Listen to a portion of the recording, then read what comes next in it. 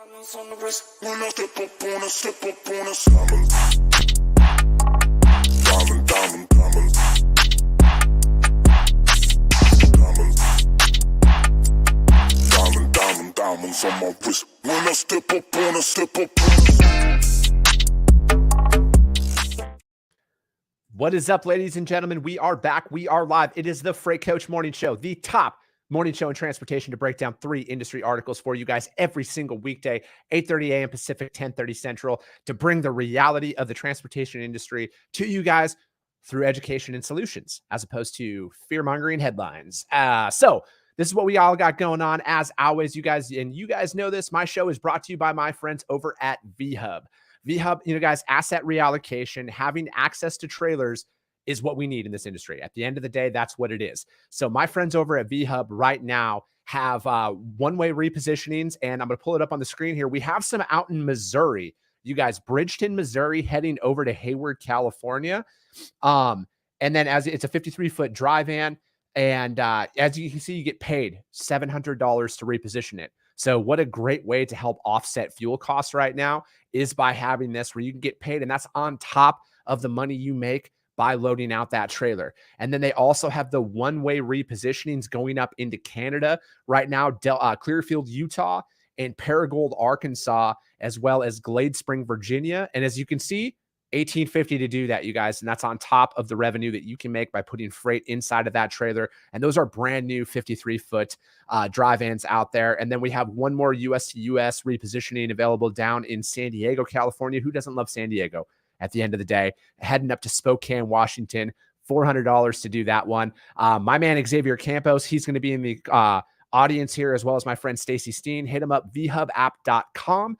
And got a very special guest for you guys on today's show, and that is Mr. Dean Croakey with DAT. So, Dean, how are you, sir? Yeah, good. Great to be with you, Chris. No, I appreciate you joining me, man. It's I'm excited about this one. I literally follow what you guys at DAT, you, Ken, Eric Williams, every single day. I'm out there breaking down what you guys are throwing out there, because it's just so needed. Like the realistic nature of the freight markets. The cyclical nature of all of this stuff, man. And data is everything. Yeah, and you've got to be able to tell a good story with data, right? Data is all about context. I remember a really good friend of mine who was a senior executive at a large truckload carrier say to me one day, when I presented this amazing set of data analytics, he looked across the table and said, "So what, now what?" And it kind of floored me, because we'd spent 3 months analyzing everything in the company, all their rates, lanes. What they were saying was, how do I operationalize it? What do I do now? And so data's great, but you've got to be able to action it. If it's not actionable and I can't use it, you can't present it in a world that I understand and my people understand, it's really of no use. And that was a really interesting lesson for me when I was at Omnitrax Analytics. It was the so what, now what moment that you get to. And I think we have the same challenge every day when people look at rates going up or down. They say, well, what does that mean? If you're at a non-asset 3PL broker, you say, well, what does that mean that rates are down 4 cents this week? What does it mean to my customers? How do I interpret that data? Yeah, and that's one thing that I work with my clients on a lot, and we were actually just pulling stuff off of because they're a customer of you guys over at DAT, and we pulled 30, 60, and 90-day lane histories that were out there across the board, and then it was showing the regional correlations that you have as a broker, and how there might be a 400-mile difference in these facilities, but the rate per mile doesn't change as drastic as people think. And that's like when I hear terms national average, yes, that's a thing, but that isn't applicable to a lane by lane basis. And it's taking that information and teaching them how to read freight markets. And again, I don't tell anybody what to quote, because at the end of the day, every customer is different. But what we do is we implement strategy on historical data, whether it's internal or external. And then we take that, and then we come to an agreement on, hey, this is what I feel based off of a 90-day freight cycle. If there's only a 3 to 4 cent rate variance on that time frame, I feel extremely confident on holding firm at our current pricing for the next 30 or 60 days based off of that information. Yeah. You'd look at this week's rate movement and you'd say, and I'll just quickly pull it up, reefer rates were down about 7 cents this week as a national average, and are down about 91 cents. So since the start of the year. So that's a pretty big drop. But then you look at some lanes like Los Angeles to Las Vegas, right? It peaked at 635 last year. It's at 551 this week, but it's already 50 cents a mile higher than the average of the last 3 months. So it's at 551. It peaked at 635. That lane is already trending back up, and I'm seeing similar trends on other lanes, albeit down year over year. So, of course, people often say there's no one home at the average, and that's because most of your opportunity is sort of on the tails of that data curve, and that's typical. That's very typical in the trucking business. And when you're saying that's your rate per mile, right? Is $5.50 a mile on that. So I mean, I used to run Las Vegas, LA to Las Vegas on a almost daily basis. And when you hear it like that, 550, I'm going to be honest with you guys, that rate has almost held firm for the last 5 years. Exactly. Right. That $1,400 is literally almost to a penny, Dean, what I paid on that back in 2017, 2018, and 2019. Very interesting. Yeah, when I look at rate view, it's been let's look at it. Had a little bit of cyclicality last year. Yep. 561 this time last year. So yeah, you're right. Yeah, and then it's like you have that anomaly peak where it went up to like $6 and everything. November, December, January. Yep. That means that there was a $300 rate increase on the mileage as a whole, though. So that's not like that's a normal seasonally adjusted rate there, because if you're going into peak season, generally speaking, on those lanes that run like 500 miles or less, you see about a $250 to a $350 rate increase from a broker's standpoint out there. So again, one thing says one, but the data doesn't lie. And that's why I love data so much. And especially on a lane by lane basis like that. And they're reefer rates, right? So if you're a carrier running that lane, that's about, and I think a lot of guys are probably going to turn and burn and run back empty. You could do a round trip each day at 540 miles if you know what you're doing, but that's still about $2.80 a mile round trip for every mile traveled. So it's still a decent lane at those rates. No, absolutely. And that's one thing to take into consideration with a lot of, because like, again, brokers, if you're out there listening to this, carriers as well, especially smaller operations right now that need that dedicated freight that is like 400 miles or less are the highest failure loads by most large providers. Therefore, that's where you're going to have the higher probability of gaining access to consistent business. And like what Dean's talking about there is I had drivers who did that all the time, Dean. Vernon, California, Las Vegas. They'd pick up at 7 a.m., deliver at 2 p.m., and then turn and burn. They'd drive back empty, and then they were there every single day. And they did that 5 days a week. Yep. Yeah, it's a bit like your with ELDs in particular, I remember that Orlando to Atlanta lane, right? It's a real problem at about 440 miles, I think. Yep. It's like right on the cusp of, if you can't get in there and get unloaded that day, you can easily lose, a night sitting, because it's not quite enough miles to make it. It's probably too many miles into Atlanta for a same day unload, reload. It's not enough miles for like a 2-day trip. So it's kind of in that middle range there where it's really problematic for carriers. No, absolutely. Price. And that's one thing that, I talk about frequently is you can see the rate variance and how it changes based off of that gray area mileage that you're talking about right there. So you even find that it's not just about the 400, it's about the 800 mile mark as well, Dean. And then about that 12 to 1350 mile mark, that's where you see, and it's completely predicated on how receiving hours are structured. And if they're a hard noon cutoff time, your rates are going to increase for that. But if they're first come, first serve till 7 at night, that's going to fall into that hours of service ELD, man, like what you're talking about there, where you're going to be able to come in lower than what the average on the lane is, because it's downtime. It's reducing their downtime. Right. And there's a big difference between, speed limited, non-speed limited trucks and weekly mileage, daily mileage. You might be speed limited trucks might be at the lower end of, maybe about 400, 450 miles, whereas the guys that really want to make money are probably looking for 600 miles a day and can do it within their hours of service and still be compliant. So it's not just ELDs, it's also about how many miles in each hour trucks do. And the more experienced, tenured guys can run more miles and get that and take those rates. And it also helps if they run out west because Yeah. the speed limit on I-10 that runs through Yeah. Arizona here is like Right. 70. So dudes are I think rocking 75. it's like 85 out near Winnemucca, I think, last time I was out there. You can There run is no 85 out there. there is no speed limit on I-80. It's a bit like 95 north of Bangor, Maine. Yeah. Wow, that's like a speedway all the way to the border. That's insane. Oh, that's funny. Yeah. That's funny, man. I got to give some shout outs to the people in the audience right now. Casey, good morning. Bree, good morning. Marisol Sandoval says, hello, Dean. Samantha Marisol. Bass, good morning. Sunny, Yep. Orange Shirt Gang, we are here. Yeah. Good morning, sir. Yeah, man, I do a freight coach tally. So we're up. This is my 48th live show. This is the 48th weekday that we've gone live, and we do the truck parking issue as well as the facilities issues in the industry. And I bring awareness to this because I don't talk about stuff for vanity metrics, Dean. It's about until I see meaningful change out there. And my meaningful change is gauged off of the amount of drivers that I talk to who send me pictures of, hey, this is what's going on.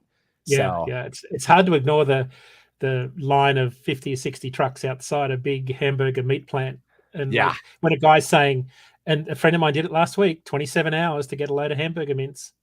And you say, oh, that's just a a setup on social media. But when you follow the posts and the timestamps and you look at the videos, it's very real. And I think, Chris, that's one of the really big issues that I get really burned up about is the shipper dwell time.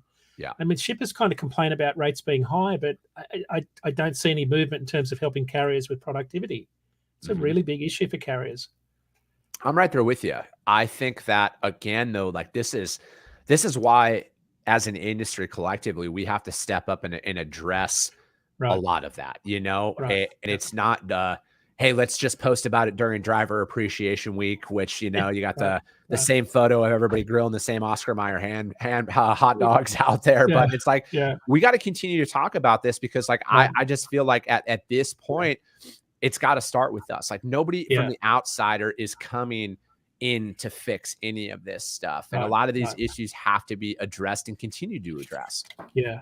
Even the driver feels powerless, right? I've been at places to load and, you're sort of 100 miles off the interstate. There's nothing around you. You are beholden to the shipper. You are totally screwed. Like you have to sit there and you got hardly any amenities, no food, and you've got to sit there and take it. And I think that's where drivers get really frustrated is they, diesel costs are high. They don't want to do too many empty miles and say, to heck with this, I'm out of here. Yeah. They're going to sit there and have to do it. And that's a really big problem that I'm just seeing getting worse when capacity gets loose and rates drop like this is shippers behave, that bad behavior tends to come back. But drivers themselves, they feel powerless. I think to your point that we've got to make change. Drivers feel powerless because if they say anything, they get banned. Yeah. Or held up even further. That's very true. I mean, like, I don't know if I told you this, the couple of times that we've talked before going live here, man, but it's like, that was the sentiment that my dad had the entirety that he drove. The 40 years he was on the road was driver, go lay by your dish, and that like, and I still have family members who drive.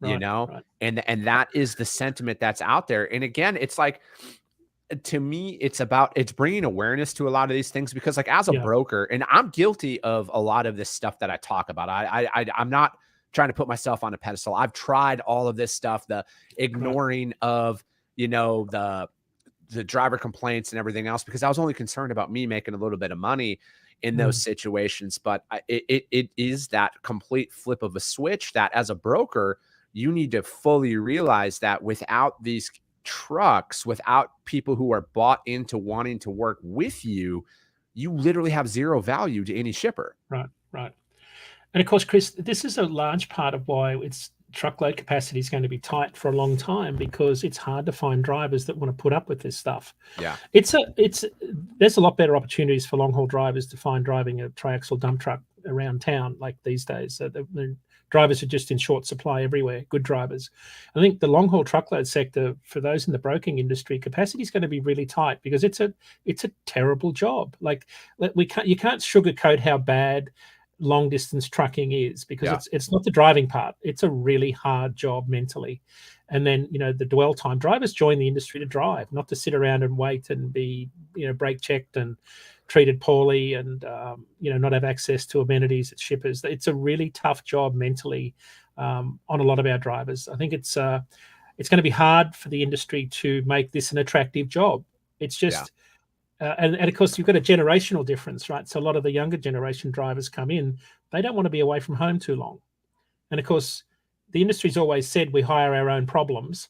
Yeah. Well, if you want to send a truck away, for 3 weeks at a time, you're going to have a truck abandoned, at a higher rate when you do that with drivers that just don't want to be at home. And unfortunately, that dedicated business model in some companies has morphed into almost like a over-the-road type model now, because you can be dedicated but still be away all week.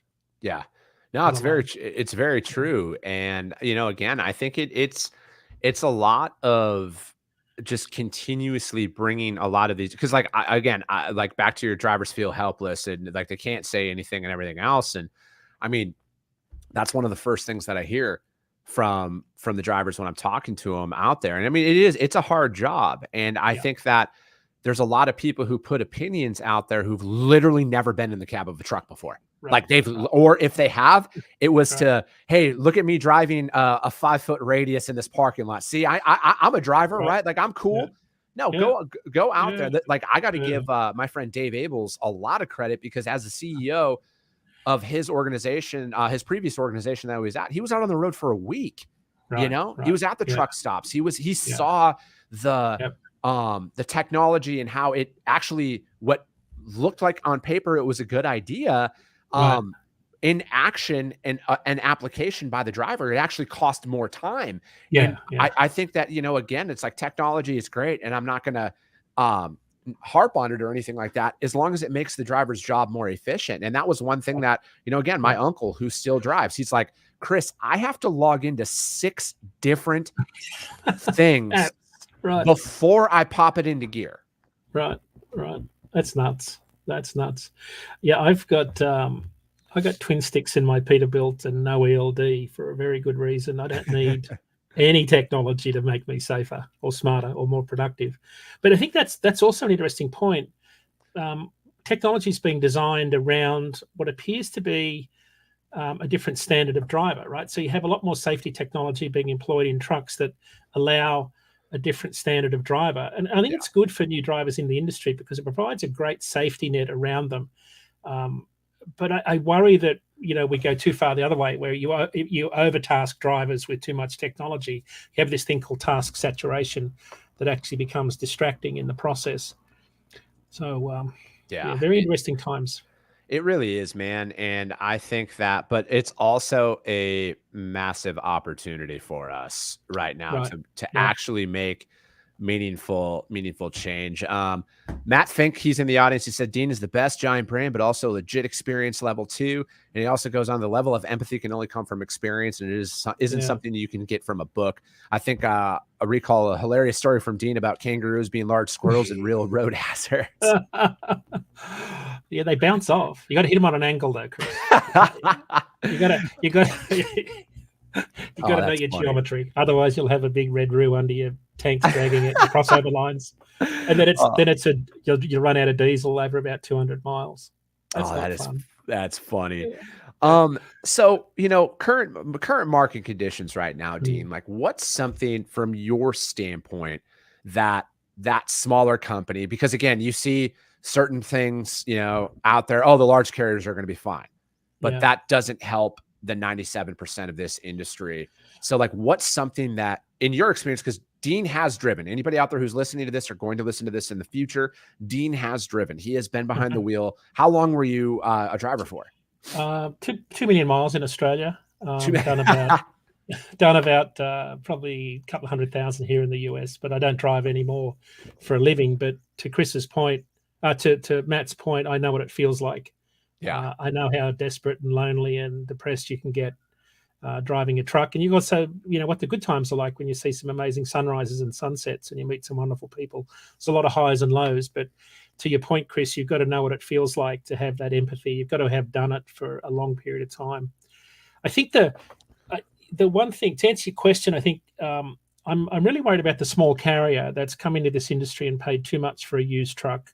Mm-hmm. And and doesn't understand their operating costs and is not getting a decent rate in the market, a poor negotiator, I feel for them, because this was probably their chance to get into the business. And certainly a lot of the digital technology platforms have enabled them to have a lot of market transparency. But this is if you entered the market in the last freight cycle and it's all been up, when the market turns, this can be a very nasty, gut-wrenching experience for these guys. Margins are being eroded really quickly because of high diesel prices, and of course that we kind of surmised we had too much capacity entering the market. I think that's evident now, and we're seeing an oversupplied market. I just think I'm kind of grateful we haven't been able to get new trucks out of factories. I mean, imagine if instead of like Tim Ashoff from Crete said on Sirius XM a while ago, if I'm only getting 2/3 of my trucks out of factories, and they have a pretty good lease program where they turn their trucks over fairly regularly. Imagine if they'd been getting all of their trucks. You probably wouldn't have seen a tight supply of used trucks coming out of large fleets into the used truck market. That tight supply drove up used truck prices, which have only just started to come down. Mm-hmm. But if you're a carrier that paid a lot of money for a used truck that's out of warranty, remember 5-year-old trucks were going for 110 grand in January, February, and they were about 500,000 miles. So you've got very little warranty left on those vehicles. Those operating costs are going to be extraordinarily high. I think the only thing you can do is have really good business partners in this situation, so you understand you're running a trial P&L every month, have a good accountant, good advisors, and lots of people around you running the business of being in business. Leave you to the truck part. Yeah. No, and I'm right there with you, man. I think that's what's necessary. Like, I will never advocate for anybody to sell their business under any circumstances. I think that is the worst piece of advice anybody could say. And the fact that there's people out there who are saying, oh, you should just sell your truck, drown out that noise. All right. Because the fact of the matter is this is a massive opportunity for you to learn how to be profitable in a down market. So when the market flips back, because it's always going to flip back.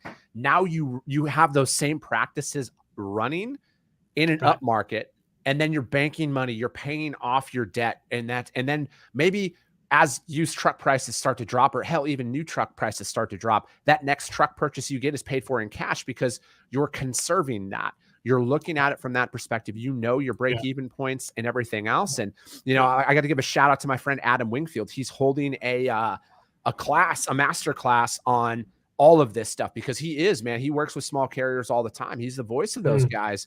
And I'm going to put this out there right now. Adam and I will talk about it more on next Monday's show. I purchased 2 tickets to give away to any owner operator out there to go in and learn about this, because Adam's going to be talking about everything Dean and I are discussing right now, putting together that P&L, that break-even point, knowing your costs. He's doing that. So I sponsored 2 tickets for 2 owner operators that are out there. DM me or email me direct, chris@thefreightcoach.com, if you're interested in this and learning more about this, because again, I believe in putting my money where my mouth is. I'm not going to just preach about this stuff. I'll do whatever it takes, because it's like, I view a lot of this, and some of the owner operators I talk to, man, they're young guys with young families. And it just like, it brings that familial tie back to me, because that was my dad at one point. Like that was my dad back in the early 80s when he was raising us and everything else. And it's like, this information needs to be out there so we can keep people operating, because 97%, like, I can't stress that enough, you guys, 97% are 20 trucks or less operations. Right. Yeah, it's an amazingly, it's a fascinating distribution when you look at it. I had a guy tell me the other day that the majority of trucks on the road were in large fleets. And I said, no, that's not the case. They represent a large voice in the industry, but they certainly don't represent the majority of trucks on the road. And I think a lot of folks don't realize that a lot of small carriers grow up with a shipper in their hometown. And they've got a good contract base coming out of an area, and they look for a spot market rate or other freights to get back in to those areas. And a lot of those guys are, Monday to Friday, maybe Monday to Saturday, have a good base of drivers that are home every weekend. It's a really interesting part of the industry that's incredibly stable.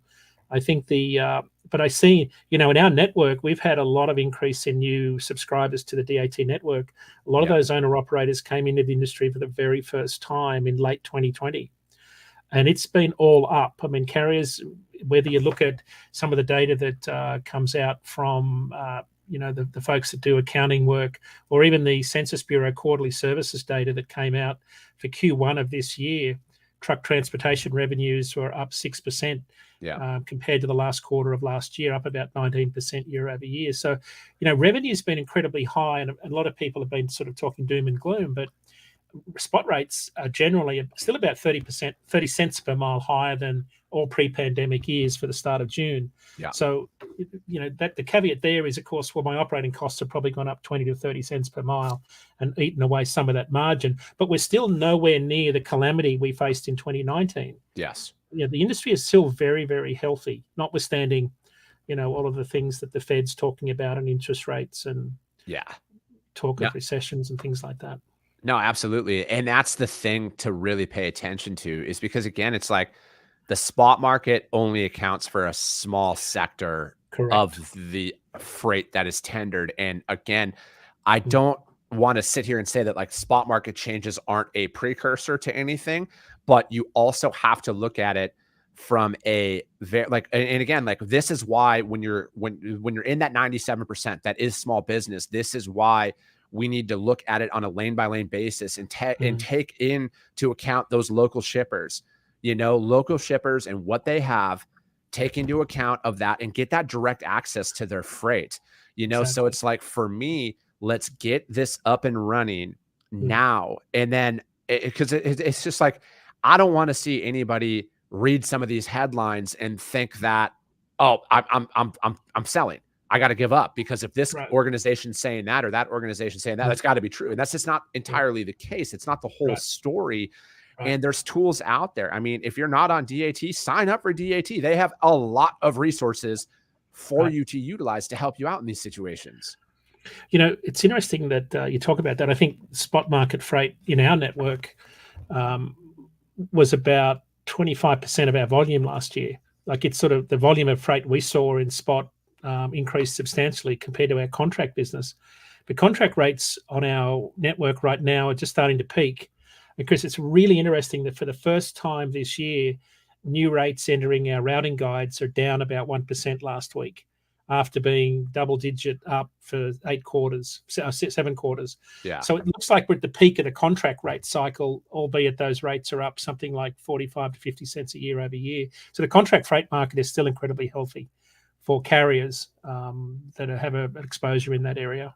So I think, in my professional opinion, based off of the freight that I've moved, and I always say, Dean, I've only moved 3 truckloads in my entire career, so take this for what it's worth. But the fact of the matter is fuel being high right now, I think, is going to be more of a saving grace for the contract's lengths this year than anything, because I think that they're going to be less inclined to make any drastic changes to their current network with fuel being up, because they can't afford to have capacity removed or drive capacity away from their freight. Because I think that's when you'll find yourself back to, I'll call it 2019, essentially, when that last wave kind of the downturn came in. Is there, I remember it. I specifically remember all of my shippers rebidding 3 times in a 7-month cycle.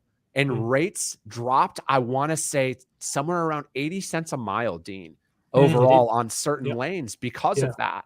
So again, I think that, but fuel was also substantially lower at that point. With fuel being higher right now, I know, again, when you're paying $2,000 to fill up your truck or whatever that looks like, it's painful. But if you can find consistent business right now, and it is that direct shipper relationship, it is finding that out, you're going to be more sustainable, because customers aren't going, I just feel like they're going to be less inclined to do a normal rebid. Rebids will happen. I'm convinced of that. I just don't think it's going to be a contracts at 350, spot markets at 220. We're going to go down to 260 on our I just don't see that happening. Right. I think shippers will probably use the non-asset, brokers a lot more this season. This for sure. To your point, to take advantage of lower costs. But what we're hearing from our shippers, and we have a monthly roundtable with a lot of our shippers, is that they're holding firm with their committed carriers on core lanes, and they may run mini bids, hold them open a bit longer to get more carriers in on those low volume lanes that just are not worth having in the routing guide. Yeah. So that's one of the trends that sort of emerged last year, was a lot more mini bids, but because of the cost and time involved, a lot of shippers were just carving out their core lanes where they absolutely had to have service levels. And we think that trend will continue this year. Yeah, absolutely. I'm right there with you, Dean. I think that if you've truly lived by that these last couple of years as a service provider, whether you're a carrier or a broker, you're going to be just fine through this. But I also think that if you all of a sudden lose your business, they know you were taking advantage of them for these last 2 years. And that's going to be a major telltale sign. But again, like back to you have to look at this as that's an opportunity. There are going to be a lot of doors wide open right now because there will be a change in their transportation network. That bottom 10%, 20% of their providers are probably on very, very, very thin ice right now. Yep. Yeah, there's a part of the industry that just always seems to struggle, no matter what freight cycle we're in. I just know from running businesses, running truck fleets, whether I had, 100 trucks or when I was an owner operator, I was never afraid to change. Yeah. Never afraid to try new things, was always optimistic about things. But the one thing that was the constant was I always had good business partners and advisors. I always had good mentors, people that I could go to for help and advice. But I was always a stickler for good numbers because, if you don't have the data, it's very hard to make business decisions on where to cut costs, where to improve margins, what lanes to try, how to minimize empty miles. Like, you've got to be prepared to do different things when times get like this. That's one of the keys to survival, is being able to pull, good sort of trial balance numbers every month is absolutely critical. No, definitely. And that's, and again, like there's a lot that's what we're doing here every single day on this morning show is providing that for people, like for free. Like, I'm not trying to sell you guys a course on sign up for my stuff and anything like that. I'm bringing experts on who are active in the day to day. You guys, like, these aren't people who haven't been in the industry that I'm bringing on. Like, these are people who have worked in this industry. They've seen freight cycles, and we're here to teach you how to read them and apply them. And we're going to be bringing up, I'm going to be announcing something pretty big here later on today about a lot of this stuff, you guys, because at the end of the day, it's about keeping you all in business. That's my biggest concern, is keeping drivers and companies in business, and brokers too, everybody in business. I want to keep shippers profitable. There is a fine line out there, and we're going to do that. And I'm going to be putting my best foot forward at scale to ensure that people know how to operate in any freight market. And it's just going to come through this live show every single day, man. We're just going all in on that because it has to happen. I can't sit back and see my family members personally struggle during these times, knowing that it's just them and other drivers that are out there going through the exact same stuff. And it's like, where do they turn? And that's what we're going to solve, and we're going to make it happen. Yep. And social media is not a good strategy for counseling either, guys. Exactly. That's an echo chamber that's not that helpful. I watch a lot of guys talk, a lot of desperation on social media. That's not the place to get your best advice. Yeah. I couldn't agree more with that, Dean. Well, hey, I know we're a couple minutes over today. We didn't break down any articles, but frankly, you guys, Dean has so much insight and knowledge to share. We will do articles another time. This isn't going to be Dean's only time coming on by any stretch of the imagination. At least I hope. Dean's always welcome to come back. I'm up for this anytime. I love talking to you, Chris, and your audience. Great to be on. I appreciate that, man. And hey, also, I got a hot job offer alert that came through. My friend Matt Hero, the founder of Fresh Freight, he's looking for a marketing manager. So if you are in marketing right now and you're looking to go out, reach out to my man, Matt Hero, Fresh Freight here in Phoenix. They're hiring right now for a marketing manager. That's it for today, guys. We'll be back tomorrow. The Freight Coach Morning Show. We're the top morning show in transportation, 8:30 a.m. Pacific, 10:30 Central, every single weekday to break down 3 industry headlines for you guys. I appreciate you all so much, and we'll be talking to you soon.